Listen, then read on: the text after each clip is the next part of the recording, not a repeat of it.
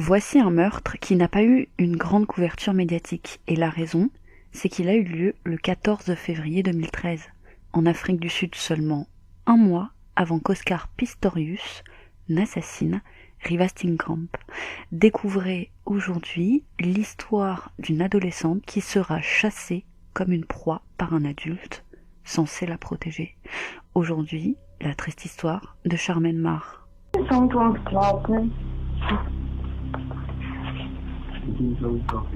Ik vond het eigenlijk, ik het onder uit door, onder weer. Wat doe jij aan? Ik is safety.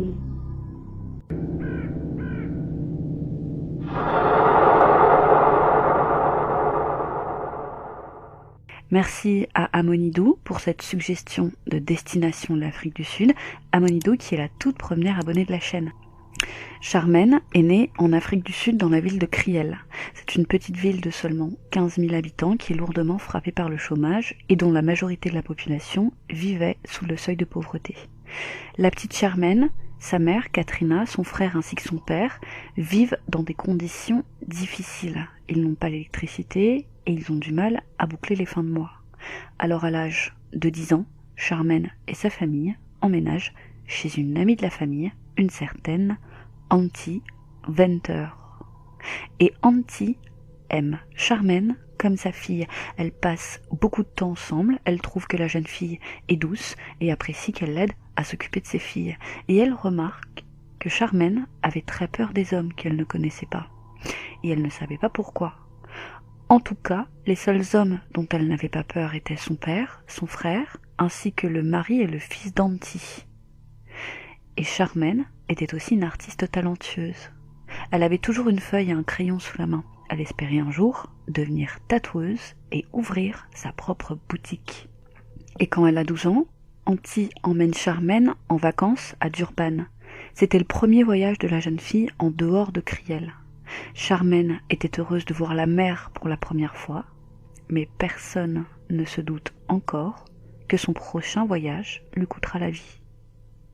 Et 4 ans plus tard, Charmaine a alors 16 ans, elle est déscolarisée, elle avait des difficultés à s'adapter au système scolaire, ajoutez à cela qu'elle avait du mal à concilier l'école avec ses conditions de vie précaires.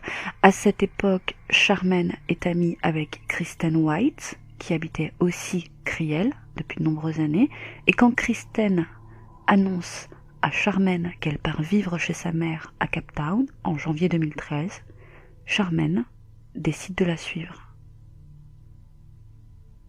Cette ville est pour elle la promesse d'une vie meilleure. Elle s'imagine un futur joyeux, elle se dit qu'elle pourrait terminer sa scolarité ou trouver un emploi et ainsi pouvoir envoyer de l'argent à ses parents afin d'améliorer leurs conditions de vie. Elle l'annonce à Auntie, et Auntie est triste. Elle lui demande de rester, elle lui dit qu'il est aussi un futur pour elle à Kriel, mais Charmaine est bien décidée à tenter sa chance dans une grande ville. Kristen White, touchée par la situation familiale de Charmaine, accepte.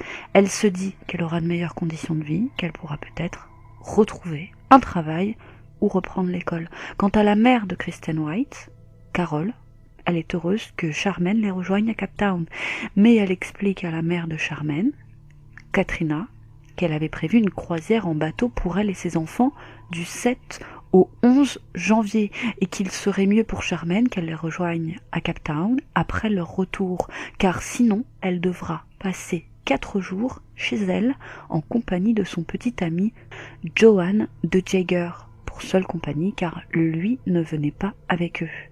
Et malgré sa peur des hommes qu'elle ne connaissait pas, Charmaine décide de partir en même temps qu'elle.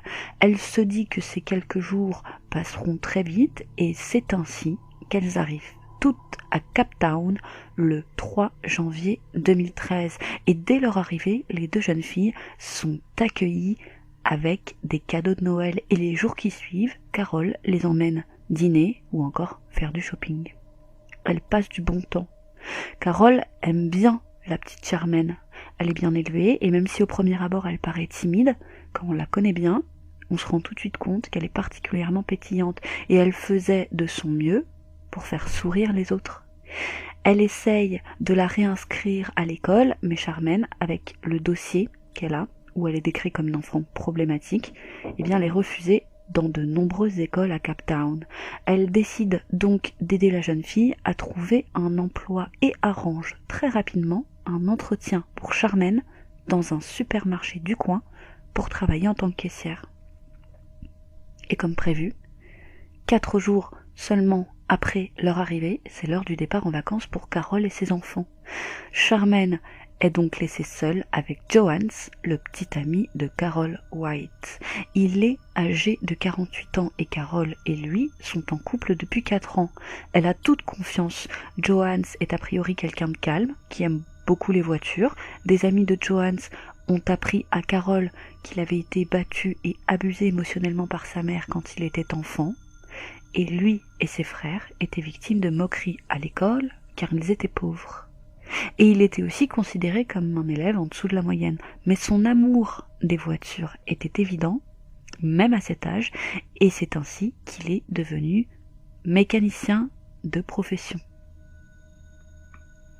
Alors Charmaine est laissée avec lui et presque immédiatement, Charmaine commence à se plaindre à des amis et à sa famille. Elle envoie des SMS indiquant que Johannes se comporte de manière totalement déplacée. Elle a peur de lui.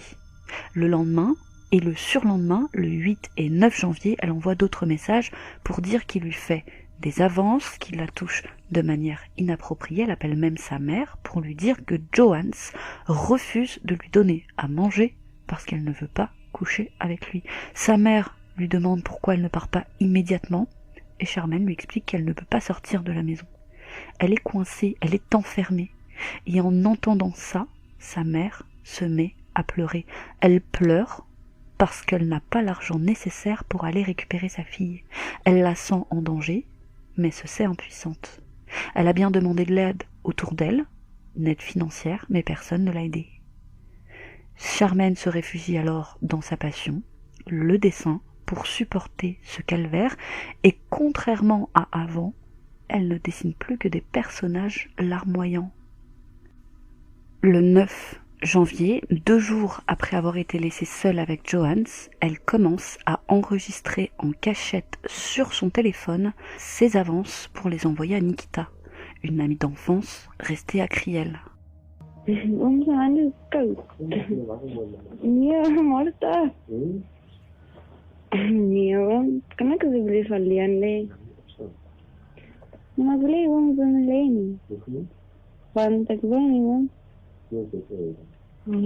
kan niet. Dat is soms om te slapen.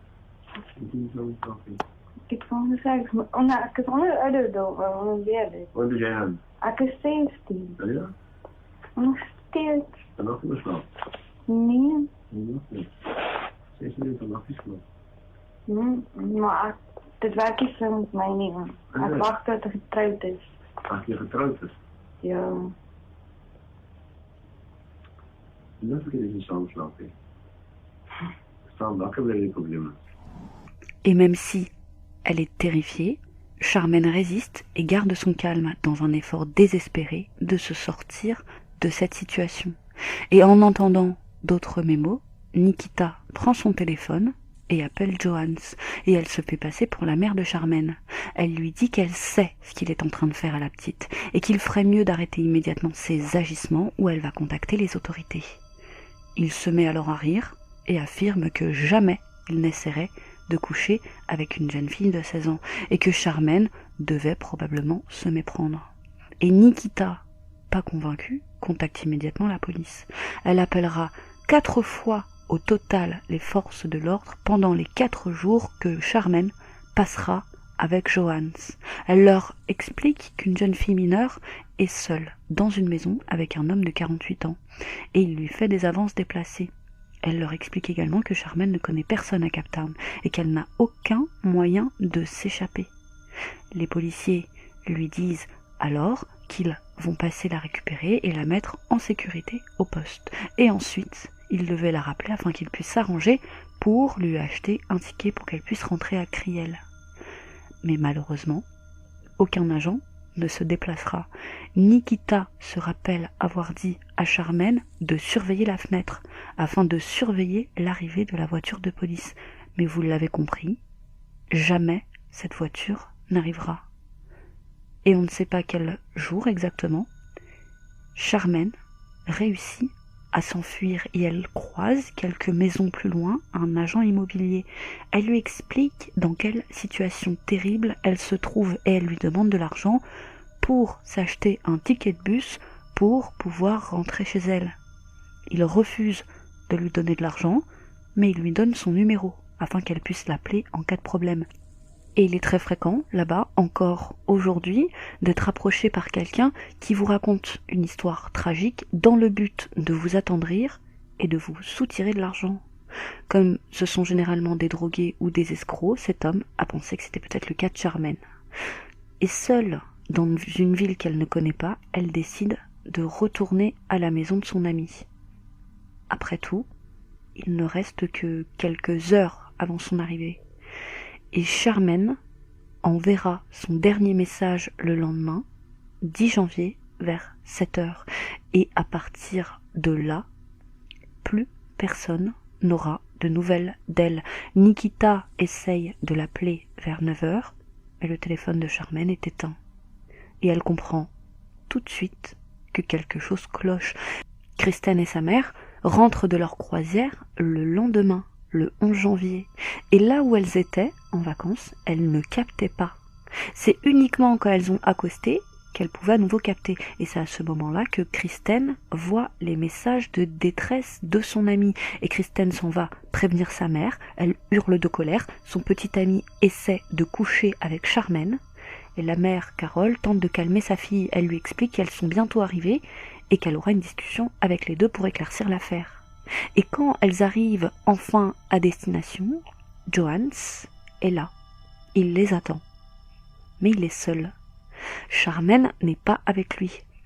Carole lui demande immédiatement où elle est et elle lui montre les messages que Kristen a reçus. Et comme il avait fait avec Nikita, il s'est mis à rire. Il nie les accusations, les qualifiant de ridicules, et il explique dans la foulée qu'elle était allée acheter un paquet de cigarettes et qu'elle n'était pas revenue à temps pour partir avec lui, venir les récupérer au port. Mais il en est sûr, à leur retour, elle sera là, et ils pourront clarifier les choses. Mais de retour chez eux, ils trouvent la maison vide. Ils font un tour dans le quartier pour la chercher, mais sans succès. Carole oblige Johannes et Kristen à se rendre au commissariat pour signaler la disparition de Charmaine. Le lendemain, Carole et Kristen impriment des avis de recherche qu'elles placardent partout dans le quartier. Elles retournent au commissariat avec Kristen et Johannes et, une nouvelle fois, elle explique la situation. Mais la police n'a aucune idée d'où peut bien se trouver Charlène. Le samedi suivant sa disparition. Et le samedi suivant sa disparition, une des tantes de Charmaine reçoit un texto provenant du téléphone de la disparue, expliquant qu'elle est à une station de bus. Carole transmet immédiatement cette information à la police, mais ils lui répondent qu'elle est trop vague et qu'il y a trop de stations de bus pour les fouiller une à une. Et plus tard dans la journée, Carole et Johannes sont convoqués au commissariat et interrogés par 7 policiers. Ils posent des questions à Carole à propos des affiches qu'elle avait placardées un peu partout dans la ville, et à mesure que l'interrogatoire avance, elle se sent de plus en plus mal à l'aise et elle crie à Johannes que tout ça, c'est de sa faute. Il n'aurait jamais dû essayer de coucher avec Charmaine. Et à ce moment, Johannes est conduit dans une autre salle d'interrogatoire. Carole pense encore que Charmaine a disparu, mais qu'aucun mal ne lui a été fait. Et quand elle est approchée par une policière qui lui présente ses condoléances, elle ne comprend pas. Ce qui énervera d'ailleurs profondément le policier en charge de l'affaire, car personne n'avait encore appris la nouvelle à Carole. Charmaine est morte, et il pense avoir retrouvé son corps, et lui demande si la jeune fille a des caractéristiques physiques particulières qui pourraient aider à son identification. Quant à Nikita, l'amie d'enfance de Charmaine, qui avait si courageusement tenté de l'aider ces derniers jours, a reçu plus tard un coup de téléphone, c'était le jour de son anniversaire, l'informant du décès de son amie. Elle était au travail à ce moment-là et elle s'est effondrée. Et la police a donc retrouvé le corps de Charmaine Marr, mais dans 3 endroits différents. Son torse, incluant sa tête et son pelvis, ont été retrouvés en premier, brûlés dans un champ. Johannes conduit ensuite la police dans un autre endroit où il avait caché ses jambes, et ses bras, quant à eux, furent retrouvés dans une boîte sous la voiture de Johannes, dans son garage, chez Carol. Il explique aux enquêteurs avoir transporté ses jambes dans un sac à dos sur une moto et les avoir jetées sur le bas-côté de l'autoroute. Quand la police fouille la maison de Carol, il lui demande de leur montrer tous les objets qui appartenaient à Johannes. Et dans sa veste de travail, la police retrouve le portable de Charmaine. Pendant son interrogatoire, il avait affirmé l'avoir jeté en dehors de sa voiture, mais en réalité, il l'avait utilisé pour envoyer le message disant que Charmaine était à une station d'autobus. Et il a aussi tenté d'effacer tous les enregistrements audio contenus dans le téléphone. Mais heureusement, Charmaine avait eu la présence d'esprit de les envoyer à ses amis. Et c'est ainsi que le 11 novembre 2013, son procès commence. Il est inculpé de l'assassinat et du démembrement de Charmaine. Il admet avoir démembré son corps, mais explique qu'il n'était pas en pleine possession de ses moyens, car il était ivre. Mais il nie cependant avoir assassiné Charmaine. Il affirme que le matin du 11 janvier, jour où il devait aller récupérer Carol et Kristen au port, Charmaine avait pris trop de temps pour se préparer, ce qui l'a mis en colère. Il lui a alors saisi son bras, et à cause de ça, elle aurait glissé, tombant, tête la première. Et elle serait restée inconsciente un moment. Et après un certain temps, comme elle ne reprenait toujours pas conscience, Johannes a réalisé qu'elle était morte. Il a alors tiré son corps jusqu'à un égout où était drainée de l'eau à proximité du domicile. Il l'a caché. Il s'est ensuite mis en route pour récupérer Carol et Kristen. Le lendemain, quand elles ont quitté la maison pour chercher Charmaine, il est retourné là où il avait laissé le corps et a essayé de le retirer. Mais manque de bol, le corps avec toute cette eau avait gonflé et c'est pour cette raison qu'il a dû la démembrer. Pendant le procès, l'expert médico-légal affirme que Charmaine n'avait aucune blessure visible à la tête, ce qui vient contredire la version de Johannes. Et la cause probable du décès est la strangulation, car des marques sombres étaient apparentes sur ses muscles de la thyroïde. Johannes n'est malheureusement pas inculpé d'agression sexuelle, car il n'y avait aucun indice prouvant qu'il y ait eu viol. Mais après tout, il a brûlé les parties du corps qui pouvaient contenir de l'ADN. Et la police pense qu'il y a de grandes chances que la petite ait été agressée sexuellement, car au moment de la découverte du corps, ses jambes étaient couvertes par un jogging, certes, mais elle ne portait ni t-shirt ni sous-vêtements, laissant penser qu'elle était nue et que quelqu'un l'avait rhabillée avant de la démembrer. Johannes nie bien évidemment les faits et affirme, quand on lui présente ces 15 fichiers audio que Charmaine avait enregistrés, qu'il n'avait jamais voulu coucher avec elle. Il voulait simplement dormir à ses côtés. Il affirme également que Charmaine a essayé de le séduire et qu'après avoir baissé son pantalon face à lui, elle lui aurait montré un tatouage situé dans la région pelvienne. Il explique aussi qu'elle lui a confié avoir été violée étant plus jeune.